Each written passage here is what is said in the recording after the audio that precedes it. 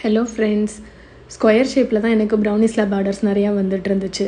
Square ஷேப்பில் மட்டும் இல்லை, ப்ரௌனி டவர் அந்த மாதிரி கூட நான் பண்ணியிருக்கேன். ஆனால் ரவுண்ட் ஷேப்பில் இது வரைக்கும் என்கிட்ட எந்த ப்ரௌனி ஸ்லாப் ஆர்டர் வந்ததில்லை. ஒரு கஸ்டமர் எனக்கு 1/2 kg ரவுண்ட் ஷேப்பில் ப்ரௌனி ஸ்லாப் பண்ணி கேட்டிருந்தாங்க.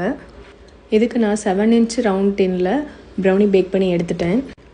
ப்ரௌனி பேஸ்லேருந்து மூவ் ஆகாமல் இருக்கிறதுக்காக சாக்லேட் கனாஷ் லைட்டாக அப்ளை பண்ணி விட்டுக்கிறேன்.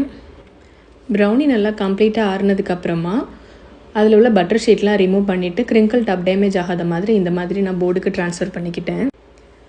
இதுக்கு மேலே ரெடி பண்ணி வச்சுருக்க சாக்லேட் கனாஷை இந்த மாதிரி டிசைன் பண்ணிக்கிறேன். நம்ம ஆல்ரெடி ப்ரௌனி எப்படி பண்ணுறதுன்ற வீடியோ சேனலில் போட்டிருக்கேன், மறக்காமல் செக் பண்ணி பாருங்கள்.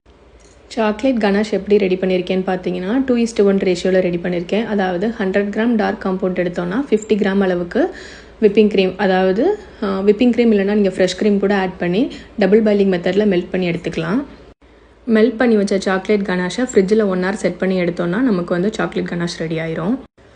சாக்லேட் கனாஷ் அப்ளை பண்ணதுக்கப்புறமா சென்டரில் ஹாப்பி பர்த்டே டாப்பர் கேட்டிருந்தாங்க.